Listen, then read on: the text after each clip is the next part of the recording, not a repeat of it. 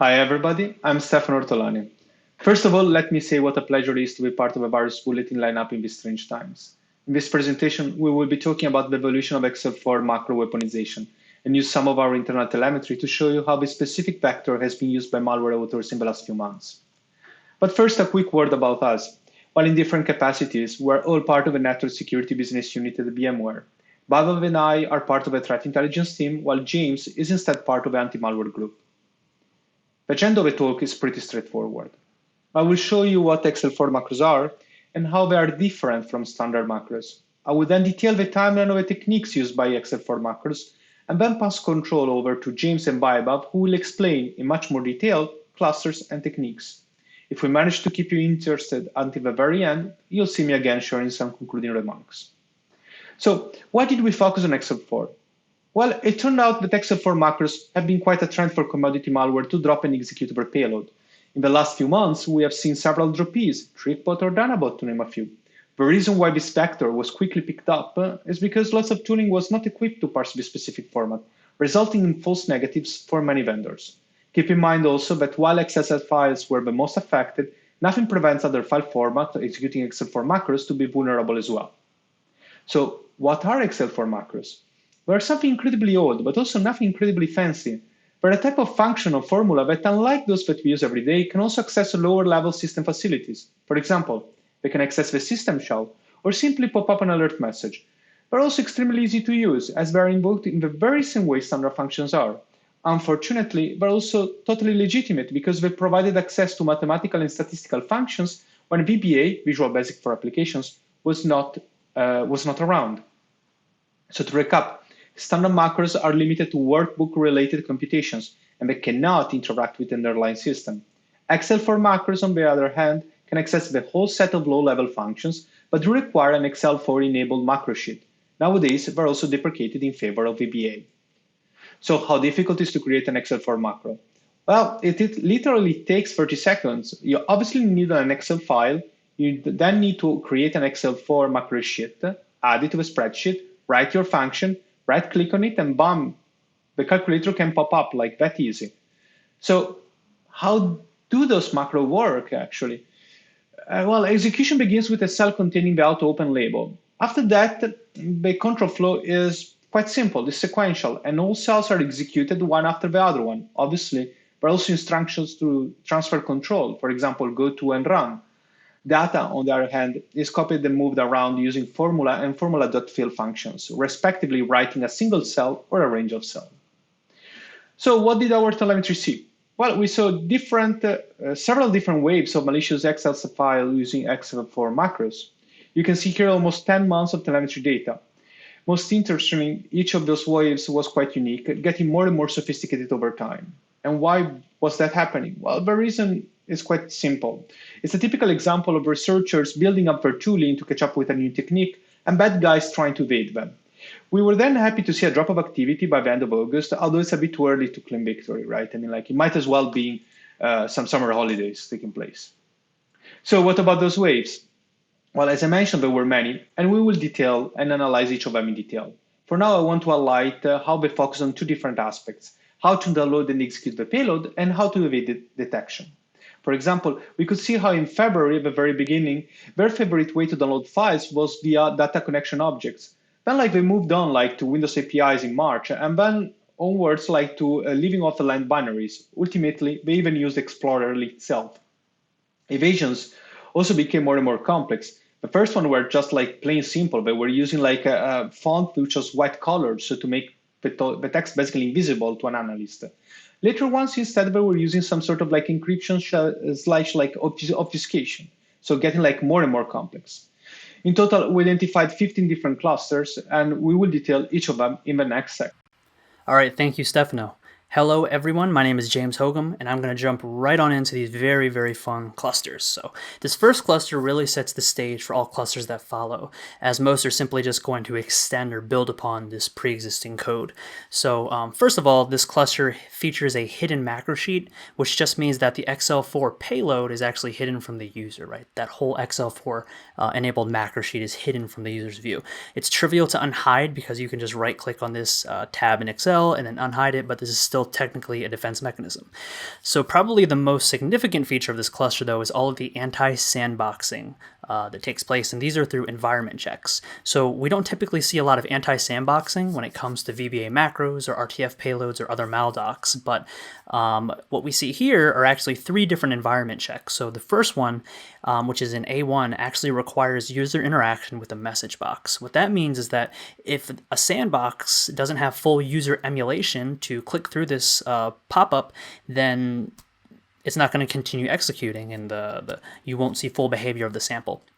So these checks in A2 and A3, these are other environment checks for basically just mouse and audio capability. So again, something else that's going to sort of evade the less robust automated sandboxes out there. So maldocs will always drop or download a more persistent payload, right? They typically call out. In this case, we're wondering, how does XL4, how are you going to call out and receive an additional payload via this XL4 code? And what they've done here is the payload is obtained via what's known as a web query, which is a simple type of Excel data connection.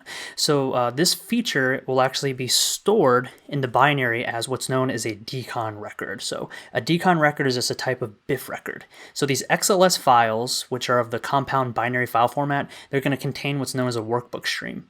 And the workbook stream will contain a BIF structure. So the BIF structure or format is very simple. It's just a simple chain of records. So each record is going to contain a record ID, which is going to be for the type of record, such as decon, formula, string record, etc. And then you'll have a size of record in the next field, and then lastly you'll have the actual record data, which is like the payload of the record itself. So on the left, what you see is a hex dump of an actual decon record. So that's the actual like true data. Those are the bytes of the decon record. So the way these data connections work are basically you can create a web query through Excel, and then you're basically just going to pass a URL and then give it a range of cells of where that server response is going to be stored, or where it's going to be written to in the macro sheet. So pretty interesting. So cluster 2 is known as Whitespace, and this is where we actually start seeing a little obfuscation. It's trivial, but it's still obfuscation. So this is also the first attempt where we see a large XL4 cluster beginning to evade or thwarting hands-on analysis, not just sandboxing. So as you can see, the payload is scattered around the macro sheet, right, which makes it a little bit more difficult to follow the control flow. And then also you notice the font actually is white on a white background, which is an attempt to hide code, right, that we've seen typically with old like Emotet maldocs that hide obfuscated code in some type of text object that will later be like extracted via BBA macro. So again, these aren't impressive or groundbreaking yet. They're not very sophisticated, but it shows that malware authors are starting to explore the possibilities of what's possible with XL4. So cluster 3, this is the first large cluster where we start to see usage of a very hidden macro sheet. So we've been seeing hidden macro sheets up until this point, but now we have very hidden. So the difference between very hidden and hidden are simple. You just can't unhide a very hidden macro sheet from right-clicking in the GUI. So you actually have to use a script, or you can do it in VBA code or manually in a hex editor. So the other interesting point of this cluster is that it actually extends the evasion routine, not replaces, but it simply extends. So it's actually going to check the display size, right? So it's pretty interesting. It's actually using get workspace 13 and 14 to check both the height and the width of display size. And if the display size isn't of a certain size, then it's not going to run. It's going to just exit. So what get workspace 13 and 14 do is they actually return values in points, and points are very similar to pixels. So for example, it's checking to see if both the height and the width, if they're of at least 770 or 381 points. So if we translate that to pixels, that is 1026 by 508. So pretty interesting here. So cluster 4 is not that great. There's just a few slight adjustments. First of all, the formula function is used to move the payload around the macro sheet instead of formula.fill. So they're both used the same way, as Stefano mentioned earlier. Really, formula.fill is just more useful in that you can actually write a formula or data to a range of cells rather than just one. So the other feature of this cluster is that a VBS script is downloaded and executed. So this approach actually doesn't catch on after this cluster. As you'll see, it's not included in the following clusters, but it does return much later, and actually some of the clusters that Baibhav is going to cover. So cluster 5 is where we actually start seeing heavy obfuscation, and of course it's using primarily using none other than the char function. So the char function here operates the same way as it does in VBS, VBA code, PowerShell, Python, all that. And all char does, for those that don't know, is it takes an integer as an argument, and then it's just going to return an ASCII character. So it's going to translate that integer into its corresponding ASCII character. So basically what the malware author is doing here is just breaking up the true payload into single integers, and then at runtime each integer will be translated into a character and then concatenated into the final payload. So this is just a way to bypass signature-based detection as well as make analysis more challenging. And if you look at the Python shell on the bottom of the screenshot, I've emulated this behavior. I've just taken an ordinal for each character of the last line string, and then I'm just decoding each, or really translating each into ASCII characters and then concatenating it into one final string. Most importantly with this cluster, though, this is the first cluster where we see access to the Win API in this way, or in this fashion. So more specifically, we see access to the URL download to file function, which is from the URL mon-DLL. Now, this is an alternative method for them to download that additional payload. So remember before we were seeing usage of the data connection, or the decon, and this approach is a bit more evasive and low level, and if we think about it, actually saves the step of having to write a file to disk with XL4 operations, because you can both call out to C2 as well as download the file to disk with this one API call. And really this is good because, or really this is interesting because this is where we start to see a true trend of more Win API activity via XL4. All right, so cluster 6. So this cluster is going to perform a pretty interesting check. It's actually going to check for a specific Excel security setting in the registry, and it's going to do this by accessing or spawning reg.exe. So reg.exe is a native Windows utility that's basically just a command line tool for you to interact with the registry to make registry modifications or export keys. So after this key is dumped, the macro is then going to read in the key into a buffer and then search it for a value. So if this flag is set, if this check passes, rather, the DLL is going to be downloaded, and then that DLL will be registered through run DLL32, which is another native Windows utility. So we're seeing a lot of lulbin action right here, actually. The export that's going to be invoked from this downloaded DLL will be DLL register server, as you can see in the bottom of the screenshot. So the day of cluster, which is cluster 7, is pretty cool because this cluster actually relies on being, it has to be executed on a specific day of the month in order to run properly, which is pretty interesting. So the day of the month is actually used sort of like a key in that it's actually, it's obtained at runtime and it's used to rotate each individual character of this obfuscated payload. So if run on the incorrect day, that obfuscated payload will not be rotated back to valid XL4 code, thus it's not going to execute properly, it'll just error out. So this may not be very effective just because if we think about it, this is giving the sample a very short shelf life, so it's only dangerous one day a month. And interestingly enough, all of these samples leveraging this technique are actually intended to be executed on the same day that it was created. So it tells you a little bit about how those attackers are working. So the doc generator is spitting out a document that's sort of that's meant to be executed on that same exact day. And again, it's not going to be malicious again until 1 month after that. So I've actually emulated this behavior down here in Python. If you look in the bottom in the shell, you'll see me defining column B, which are just the values from the screenshot up above. And then just basically going through each one of those, rotating it by the expected value, and then concatenating it back to a proper string. Okay, so I wanted to show just what happens. So if you run it on the incorrect day with the day of obfuscation, then it's not going to run properly. So in order to get this result, it actually has to be executed on the correct day. So I just wanted to give a side-by-side of what that looks like, being deobfuscated improperly on the incorrect day or being run on the expected day. Okay, so cluster 8, we see a further extension of the evasion routine. So the formula in A1 actually is going to create a value that's, again, used sort of like a key to deobfuscate the payload. So this value is calculated using the font size and row height of A1. So that's why you see those calls to get.cell 19 and 17. So 19 and 17, sorry. So keep in mind, if you take a look at A1, then you can actually see the row height is slightly taller than the rest, and then the font size is slightly smaller. So kind of interesting. So this could be looked at as sort of like an anti-analysis technique, if you think about it, because it is a way to sort of see if your payload's being tampered with or not, right? So regular users aren't going to know how to unhide a sheet and then locate the payload before enabling macros, right? So this is pretty interesting.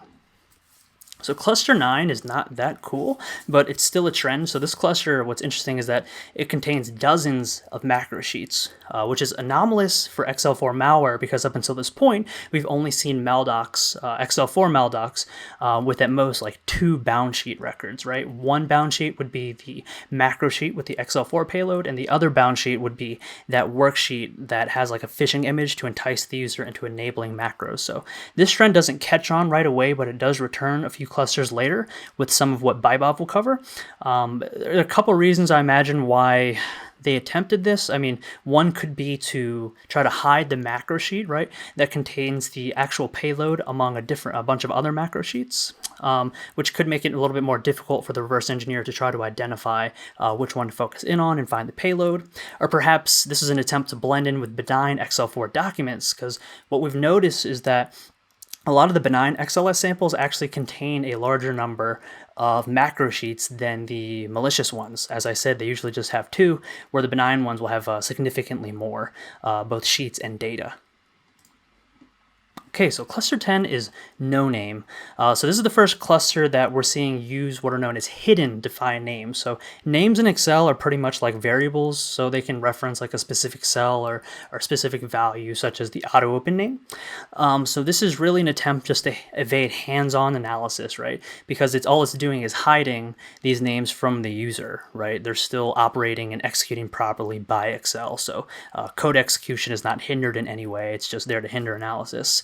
And I imagine this may also break some signatures that are checking for the auto open name being present in an XL4 payload.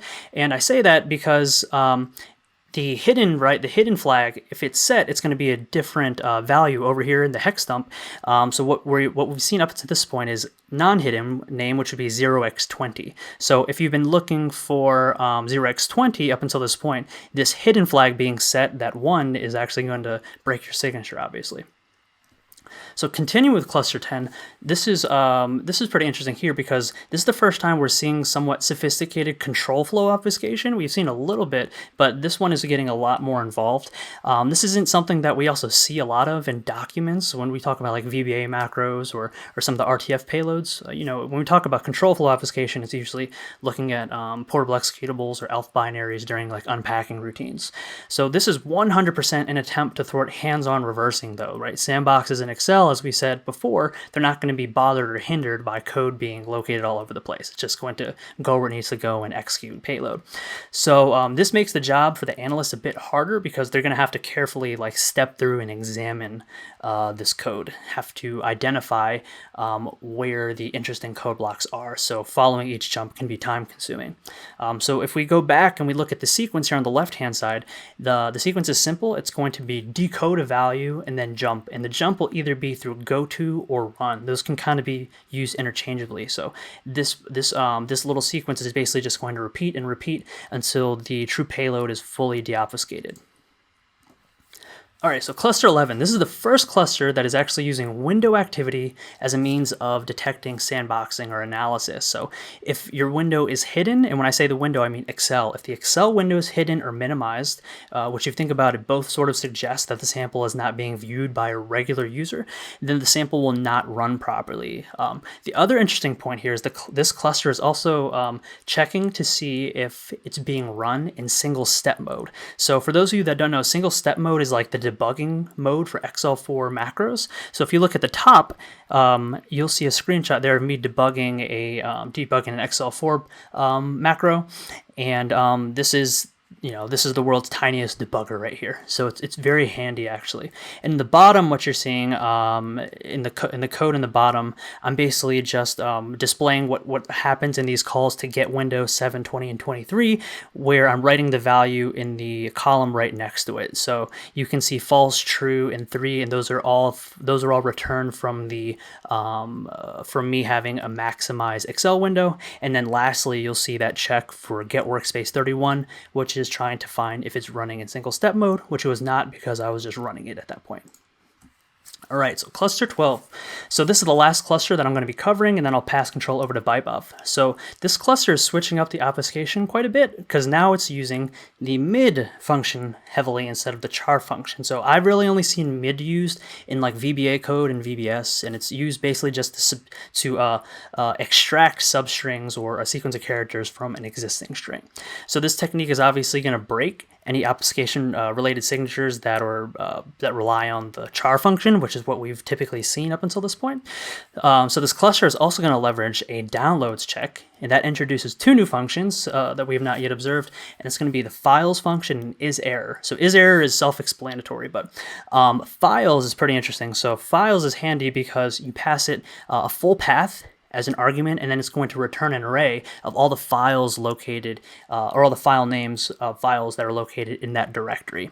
So one other thing here in this cluster that we haven't yet seen in XL4 malware, and this is a common technique more so with like PEs.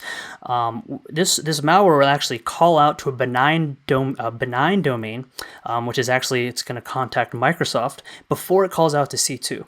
So we've all seen like Win32 PEs call out to Google to verify internet connectivity, right? It's a cheap way to verify that you're running on a live system connected to the internet, because if we think about what kinds of systems are not going to be connected are like malware analysis VMs and sandboxes. So if you look in the bottom of the screenshot, you'll see the de-obfuscated full URL of where the malware will call out to before decoding the C2 string and then calling out to C2. So that's all I have for these clusters. I'm going to pass control over to Baibhav. Thank you. Thank you, James. So with this cluster 13, we started seeing the use of VBS scripts back into action. So the samples were using formula fill to fill the seat with formula, and these formulas were accessing some seed value that are sprinkled in the seat using relative references. Basically, that is an offset based addressing, and they were using that the seed value to generate a payload. So we generated a payload for our analysis, and then we found is that in that payload they had started using VBS script to read registry key. So rather than invoking reg.exe directly, they are using VBS script to invoke which is invoked which is executed via explorer.exe and reads the registry key, and this they have added to avoid detection from the behavioral detection engine. And one more thing that they have added is check for execution environments. So now they are checking whether the malware is running in 32-bit machine or whether it is running in 64-bit machine, and based on that they have a 2 payloads. So one payload that the 32-bit payload downloader payload is similar to what we have seen in the previous clusters. For 64-bit, they are again using VBS script. So the download is happening through VBS script. They have a VBS script object for HTTP GET request that uses Mozilla as a user agent, and again, Mozilla is used as a user agent to avoid IDS detection, network IDS detection. And on receiving the response, if the response is success, they are expecting that the response body should contain a DLL, and that DLL is saved into a file system, and then it is loaded again through VBS script. So they are not again invoking run DLL32 to to load this DLL. So the DLL load is happening via VBS script, which is executed by explorer.exe. So this is something that will consider as less suspicious by some of the behavior engines. And we have seen some variants in this cluster. Basically this variant was using the same payload, but the only difference was the way it was checking the execution environment. Unlike previous samples where the execution environment was checked using if condition, here they are using they are checking the execution environment by based on the return value by these functions. So the return value of these functions are used as a seed to generate payload.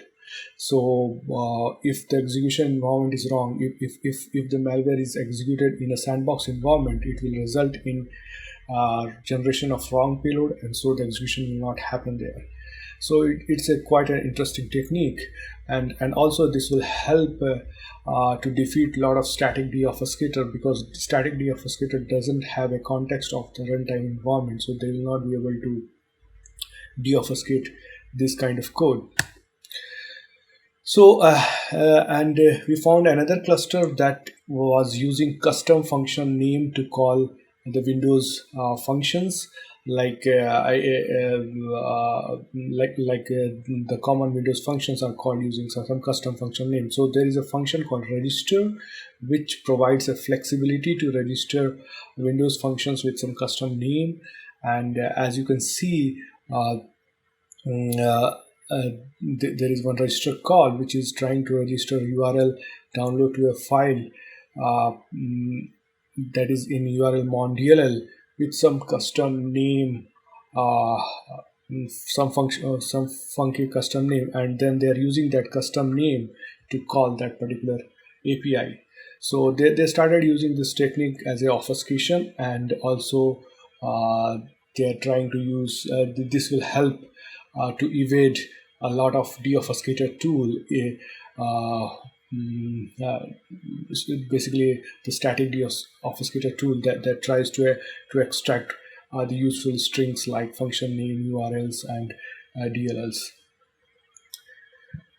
So this also has some variations. So the variations was based on the way they are obfuscating the string. So in one variation, the obfuscation, the string was deobfuscated by concatenating all the characters that are sprinkled in this in the sheet.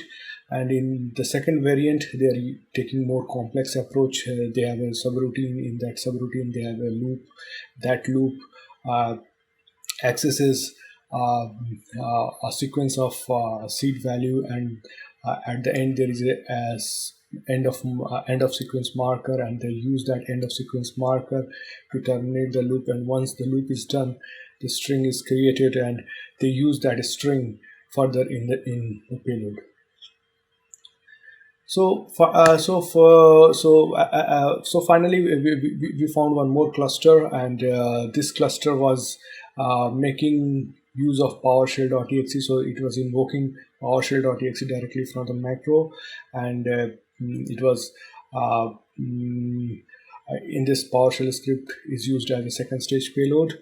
And the interesting thing that we have seen in these samples are they are not weaponized with sophisticated evasion and obfuscation techniques. Maybe they did it intentionally. So sometimes if you add too much of obfuscation and evasion, it becomes easy for a detection engine to detect. So this is quite plain samples, but they have very hidden flag enabled for the macro sheets. So this concludes our cluster analysis. Back to you. All right, thank you, Baibhav. So I'm going to take a step back and actually share some of the trends that we found when tracking these techniques over time, and hopefully provide some kind of a broad overview. So as we're identifying and tracking these new techniques and TTPs, we basically created this simple master spreadsheet, and we would just add new techniques to them, to the spreadsheet rather, as we came across new clusters and new samples. So as you can see, the cluster number is going to be in the leftmost column here, and this is actually sorted in chronological order. So cluster 1 is going to be the oldest cluster, and at the bottom, cluster 15 is going to be the newest cluster. So what I've done here is I've actually highlighted on the left-hand side probably the most interesting part of this section, and this is for environment checks. And keep in mind that this is just a portion of the table, and this is specific to evasion techniques. So the most growth or evolution that we saw was obviously through all of the checks that are performed for the actual environment, right? The actual workspace. So if we want to get a side-by-side view of what that actually looks like at the code level, then we have from the first cluster these calls to get workspace, and then of course we can see how it has evolved over time, and actually even today this has become even more complex and sophisticated than what you see here. So it's always interesting to see how these samples have grown smarter and more complex over time. So this portion of the table is specific to the obfuscation techniques, and the most clear trend that we can see is the evolution of usage of the char function, right? So we're usually seeing char and mid function sometimes together to basically deobfuscate, or really to obfuscate their code.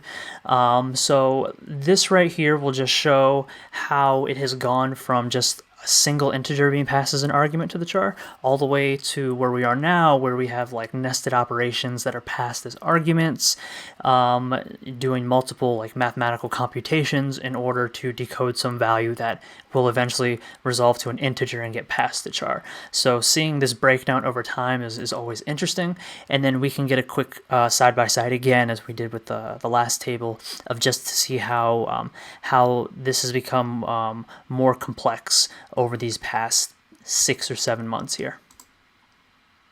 Okay, so on the right-hand side, you'll see system modifications, and these aren't that interesting, as you can see, but over if you take a look on the left, we can see a clear shift from the original form of the download technique that was being used, which was originally the web query or the decon, the data connection, and you can see around cluster 5 or 6, there's a clear shift to go to URL download a file. So this is just a quick graphic to sort of display what these look like side by side, and this is interesting obviously because you know, it must be working because they've continued to come back to using this simple win API call. Okay, so now we have 2 more sections of the spreadsheet we want to talk about, and on the left hand side there's nothing too groundbreaking.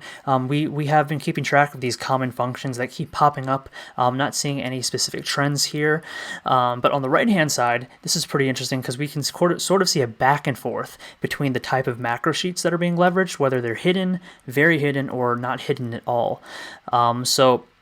As you can see, we started out with hidden macro sheets for the first couple clusters, and then there was a clear shift over to very hidden, and I'm not sure if maybe some AV signatures started catching these very hidden sheets and flagging them or some sort, but something made the malware authors want to return back to hidden. And then what's interesting, if you look at clusters 11 and 12, they're actually not hidden at all. So these are just, this means that the macro sheet is there in plain sight for the user, which doesn't necessarily mean that the payload is very much visible. It could be hidden on the macro sheet itself, maybe with white font like we saw before, or just scattered around in random areas where they wouldn't look. But still cool to see that back and forth.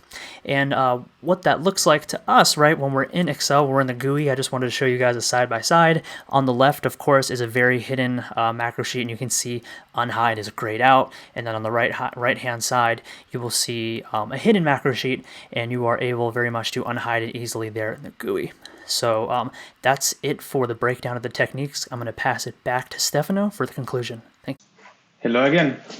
Time for some conclusions. The bad news is that XL4 macros are here to stay because they're easy to use, but also they're really easy to complicate. The good news is that tools have been updated, meaning that defenders can now automate response, at least in most of the cases. For this reason, we also don't expect to see more waves of false negatives in VirusTotal. The ugly is that this is yet another case of a legacy feature that is deprecated but not yet removed from a piece of software. It's not the first time, and definitely we believe it won't be the last one. Now, before we conclude, we want to give some credits to many of the researchers that in the last few months have been detailing their findings on Twitter or updating their open source tools.